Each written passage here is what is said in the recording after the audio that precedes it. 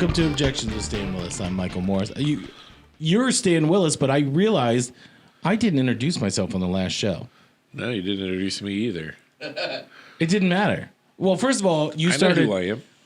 Yeah, but the audience might not. I'm kidding. If they got this far, yeah. Could you imagine if they go, "Oh, Stan Willis, that's the shit." So I'm not doing that. I wanted to know. The title says that. That's what I mean. If they got this far, click on it on YouTube or Spotify or whatever. But can you imagine if they're like, "Who is Stan Willis?" Well, you clicked on this. Basically, you should cut this out. You've made a huge mistake. It's your fault. Yeah. If you're watching this, it's totally your fault. This is Objection to Stan Willis, and it's your fault you're here. I love it. It's so great. It's so great. That's going out. So I have a question for you. You and Kelly, when you look at your future, Yes. have you already looked for a vacation home or a bomb shelter for 2025? Because guess what, baby? We're going to war. Yeah, I heard but in that. 2025. I've heard that, 2025. How do you feel about the fact that a military person would say, by 2025, we're kicking off a war with China? Yeah, we were talking about this. I thought he said that we needed to prepare for 2024 because he's telling everybody to get their affairs in order and everything. But you're saying it was 2025, that when the war was actually going to start. And Have you ever heard of a war where they go, hey, it's a couple years from now. They're planning it? Yeah. You guys stock up. How's May 2nd look? Yeah. This isn't going to May 2nd. It's not going to be a Pearl Harbor situation. You're going to know we're coming. Do you think there'll be a lot of parties for that? You know, like a Super Bowl party? Only in Louisiana. Only in New Orleans. The Swampland, they know how to party. There'll be Marty instead of Fat Tuesday. It'll be Fat pre-war day. Every morning for me is Fat pre-war day. I wonder how, like, that announcement came out. It was almost like, hey, by the way, don't worry about saving your money. Get your affairs in order. Are we? I don't know how to say this in a Christian way. Are we assholes? And we're just trying to start. We're trying to fight everybody at once. We're Mike Tyson, and we don't want to fight you one-on-one. I'm going to fight the whole crowd.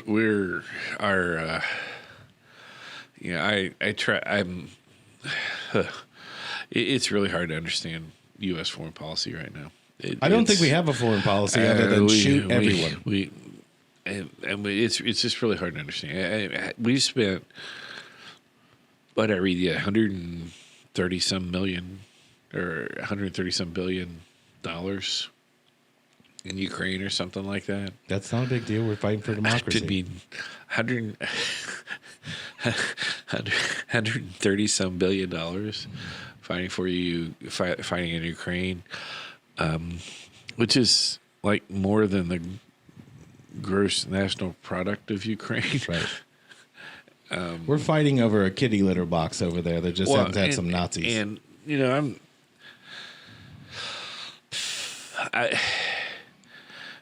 I don't know.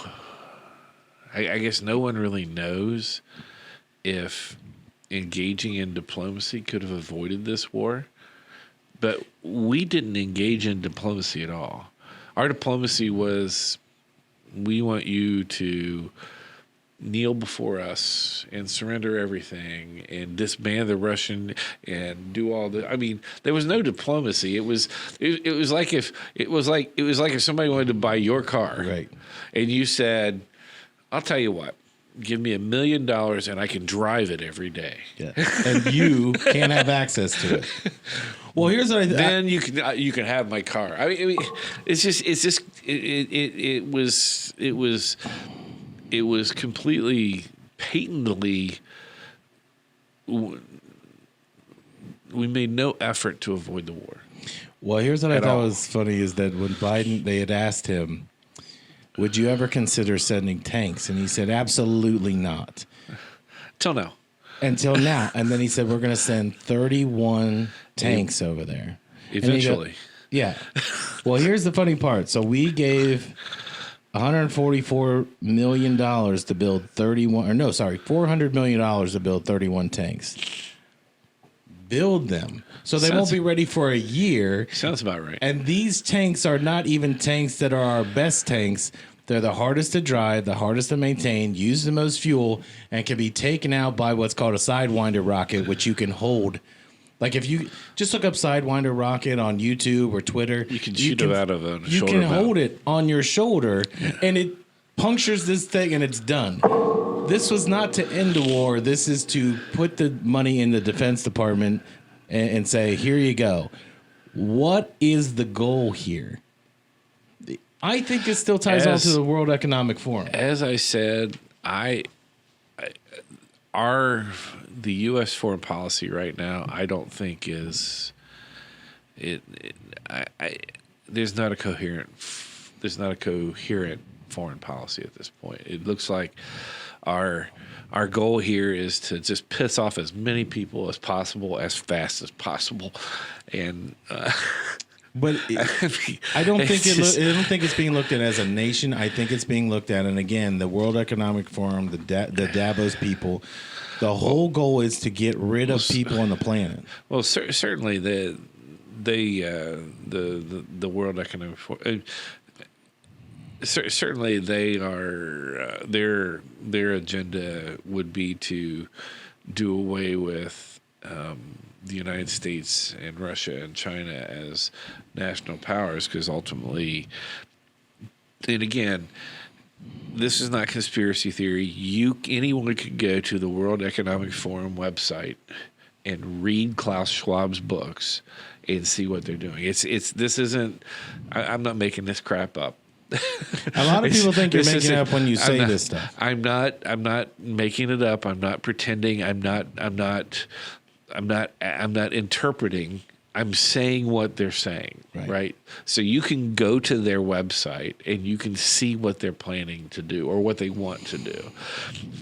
And getting rid of the United States as a world power is part of it, because ultimately what they're trying to do is reassert Europe as the center of the universe, and everybody else can be the servants to Are they Europe. they're thinking Germany, right? Well, because you have to have somewhere. You have to have a center. Germany is and has been since the European Union formed. Germany has been kind of the most powerful country Germany's like California is in the United States. It's the biggest state, the most populous state. It's the state that everybody else has to send money to support. I mean, so that's Germany in Europe. That's California in the United States. It's ultimately, I mean, it could have some world. I mean, Biden and the people who are around him are all kind of in that circle, that World Economic Forum circle. But I'm not sure this is totally driven by that. I don't mean that country. I'm just trying. You have to have a place. I think that more locally to the United States is where this is all happening, and I think that you have what they've come to be referred to as the neoconservatives.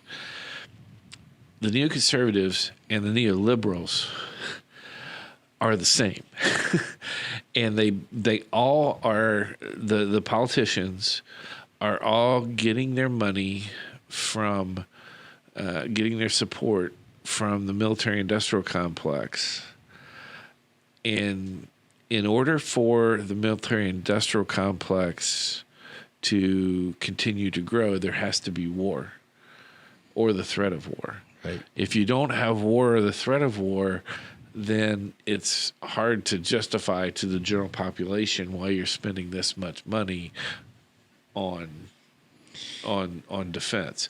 So I think that the foreign policy is really being driven by the neocons in the U.S. who really just think that the United States needs to be the hegemon of the earth. I think that's the driving force behind it. I was thinking of a conversation that my daughter and me, so this would have been like 2 years ago, we were just hanging out at the office, and she was telling the story about she had asked her teacher what was going on in Afghanistan. Her teacher said, "No, honey, you got that wrong. Nothing. We're not in Afghanistan." And she goes, "No, yeah, we are." Uh-huh. And she said, "Where'd you hear that?" She said, "My dad was watching a show and was explaining about Afghanistan." She said, "Well, your dad's wrong." A month later, we withdraw from Afghanistan, and she went to ask her teacher, and she said, "Don't ask me about that," because she wasn't aware. But then we were talking about it, and we said, well, now we are occupying, but we're not visually or yelling about the fact we're occupying someone.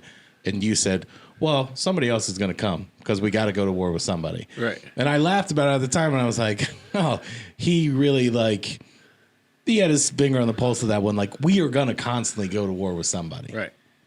So it still doesn't, it's almost like we want to use our military resources just so you get rid of yours. It's the same thing as the government saying, hey, gun owners, just give us your guns.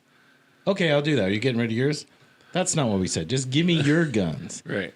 And then you become Team America World Police. Right. Right? Is that how you envision this? Yeah, I think that's part of it. I mean, it's expensive to run the world, and it takes a lot, and you got to stomp down all the uprisings. All these people who want to dictate their own destiny. We don't want them to do that. We want to control that, and I think that's the force that's driving, at least from a United States standpoint, driving the Ukrainian stuff.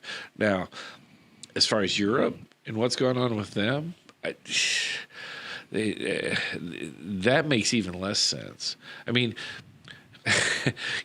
Europe gets something like 90% of its oil from Russia. Right. So why would you go, you know what? It's almost winter. Let's attack them. Right.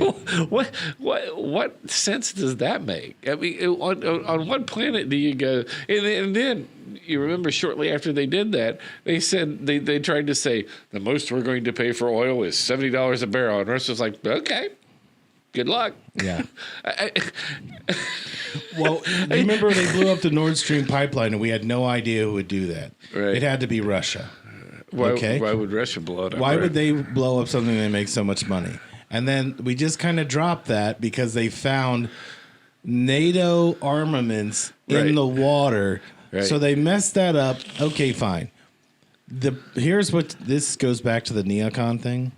Jon Stewart's interviewing a writer from one of these rags that's saying, and he's saying January 6th was the worst thing that's ever happened to our country, and we need to do something about those people. And this woman's saying, yes, that's true, blah, blah, blah. Do you know who her husband was? Her husband was the one that made the announcement that said, yes, the Nord Stream pipeline being blown up is a great thing. Right. When 2 weeks before, he's like, well, it'd be a good thing if that shut down. And they said, well, how are you going to shut it down? He goes, we're going to get it shut down. Right? No, you're a lawyer. You could take someone to court just based on that evidence. Right, but not on world politics. You can't do that in world politics. I just don't know how long you keep doing these things. I think people are asleep to this because there's so many horrible things going on. You kind of get reflexive and you just say, I can't handle that. I can't change it. And they look at their own life, and people are getting miserable, which causes them, I can't have any more of that invade my space. I can't know about it. Well, and not only that, but inflation is slowing down. But what is it, like $6 a carton for eggs, for a dozen eggs? I went the other day. It was like $6.88. $6.88. So I don't know. A year ago, what did you pay for eggs? Maybe $1 for $1.79. I think in 20, because I used to buy those bigger. They're like cellophane wrap, right? And they were 88 cents per 12, right? So but don't worry, there's nothing wrong with the economy. All right, and then milk is doing something similar. They're saying that meat's going through the roof. Right. I mean, last year at this time, I could go out with my wife and kids. We could go out to a restaurant, pay $10 or $15 a person. Right now, if I pay less than $30 a person to go to an average restaurant, I'm not talking about going to Cameron Mitchell or something like that. I'm talking about just an average restaurant. If I pay less than $30 a person, that means we ate light, right? Right. So you had waters and rolls, and waters and the free tortilla chips. Yeah. So inflation, the CPI numbers don't really. The CPI numbers kind of are explain what that. Okay, so the CPI is the main index that they use that measures pricing across the board of, say, retail sales. So it's supposed to be a consumer price index is what it means. It is supposed to be what consumers are paying for prices across the board, measured, and they take it over year to year, and they so that they can see what inflation is. And so this consumer price index, over the years, they have changed what affects and how it affects this index, this number. So they've changed the way they do the calculation. So currently, I think the CPI is like 5% or 6%. I don't know. It's over 6 right now. Well, Right. So when Powell made the announcement, again, it might not be what the number is today, but tell people what the real CPI is. But if you go to not real clear, the stats site with 530 John Williams. But anyway, there's a stats site that we will look up, and we'll talk about it. But this guy John Williams does these calculations, and if you calculated the CPI the same way you did in the 80s, it's over 15%. They changed the CPI. Right. What was in the 2000 They change it nearly every year, but yeah, in the early 2000s they drastically changed the way that they measure it. Well, I just want to give people so you can go into, there's a calculator you can do. So like when I would watch Mad Men, and you'd see someone give someone $20, like, oh my God, where am I going to spend all this? Right. So you can go in and say, what was $1 worth in 1956, and it will tell you.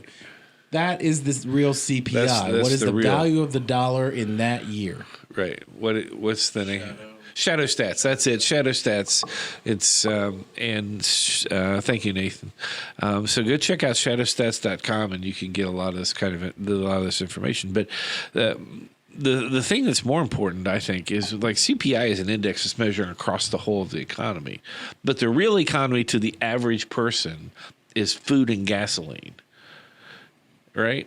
And food is up. Some I think it's 80%. Things is like 80%. And gasoline is up like 60% year to year. So if I, let's say, my family spent last year, say we were spending $1,200 a month on gasoline. Well, that means that this year we're spending $1,800 a month on gasoline. And those numbers don't really change because your behavior's not changing. Right. You're still doing the same routes to work or whatever you're doing. You can't you can't cut that out. Right. And if you look at and you say, well, my family of 4 is spending $1,000 a month on groceries. So this year we're spending $1,800 a month on groceries. Well, if you're making $40,000 a year. Gross. Yeah, I mean that's not disgusting, but that's before taxes. That is gross. If you're making $40,000 a year, that's an extra $600 a month. So that's an extra $7,200 that you're spending for the same thing you were getting last year. Right. So that's almost a quarter of your salary. Right. So the CPI doesn't tell the story of what average Americans are facing, and then consider that. I saw a statistic that 50% of the United States makes less than $33,000 a year. So half of the country is paying 80% more than they were paying last year for the things that they need every day. But don't forget, we're going to go after the wealthy for their share of taxes. Well, right. But which doesn't make up for it because... Well, I do have this question. We passed the use tax bill through the House, but it'll never get through the... Well, that was where I was going to go with this. The use tax seems to make more sense because if you buy a yacht for $300 million, you're paying a tax on it. Right. If I'm buying beef jerky, I'm paying the tax on it. Right. That's the only true way to do it. And then I think it's the only fair way to do it. Yes, but so the Democratic Party is saying obviously they're targeting poor people and they won't go after rich people. You know that's a lie because if Michael Jordan buys a plane, he can no longer avoid the taxes on the plane. Right. Right? If a poor person... He can't just put in a corporation and write it off. Right. But the other thing is, if you have people on EBT or food stamps or those cards or whatever, they're not getting taxed more on it because they didn't... It's not their money to begin with. It's money that the government gives them. Well, and ultimately, now the choice for the tax is in the hands of the taxpayer. Yes. I'm not forced into a bracket because of my income and then scrounging around looking for things that are deductible.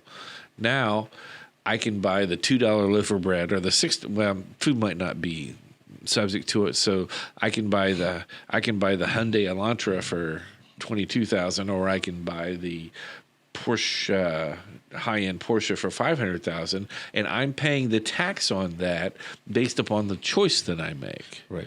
So that folks who are buying lower-end vehicles, who tend to be people who make less money, are paying less tax than people who are buying higher-end vehicles who make more money. Right. That's a project that maybe we should look into doing to show that actual calculated, because I get nobody in politics tells the truth, and the Right. ones that are, you're not sure because you're so used to them lying. Right. But when I look at that, because I think Virginia used to have it was called workfare, not welfare. Right. Well, they get rid of that because that's racist. First of all, if you think it's racist to make someone go to work, aren't you racist for saying that's racist for making them go to work? Well, Right? maybe. But the use tax makes sense because, again, if you don't buy a car at all, that's your choice. Right. If you buy a Tesla for $300,000, you made that choice. But you have your gross pay; you keep it. Well, so doing it simply, let's say the tax on cars is 10%, right? So I buy the Hyundai for, well, I don't know what they go for. So say it's $20,000. So I'm paying $2,000 in tax. I buy the $300,000 Tesla. I'm paying $30,000 in tax, right? So I can choose not to pay the tax by buying a less expensive car. Or you can choose to buy the less expensive car and have no Right. women. Well, you could do that. Nobody in a Hyundai Right. has any women. Well, maybe not, but even so, Wait, did they put that on the commercials? Because they really should. It's like somebody with a Subaru. Get used to being with a guy named Jeff and his beard and his dog. that's.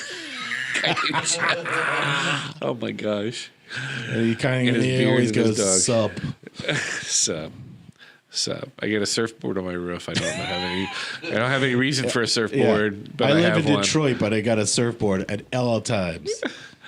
But yeah, I mean, that would be a much better way to do. I don't know how we got to the tax thing from From the CPI. I was just giving an example. from the CPI, but ultimately, I think that to kind of wrap this all up, and eventually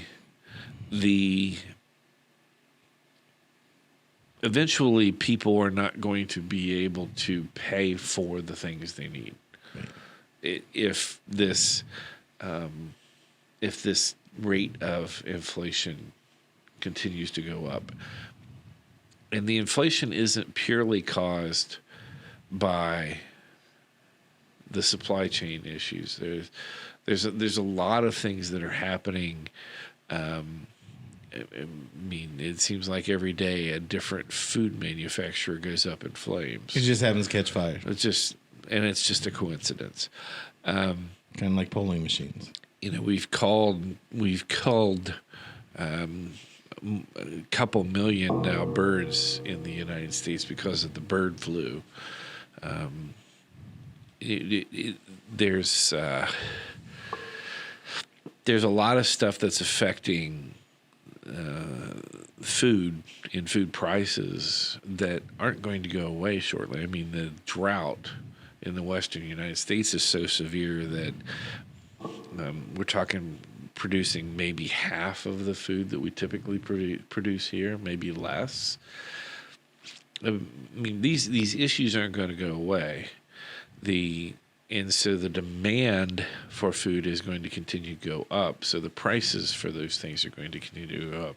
And eventually, when people are hungry, they riot.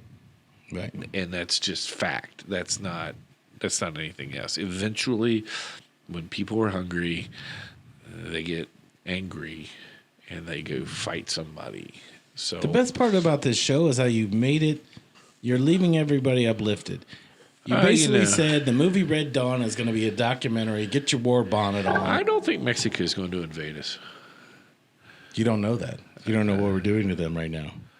I do know what we're doing to them right now, but I don't know. Well, that's for another show. Yeah, it is. Hasta la vista. You've been listening to Stan Willis and his Objections. I'll be back.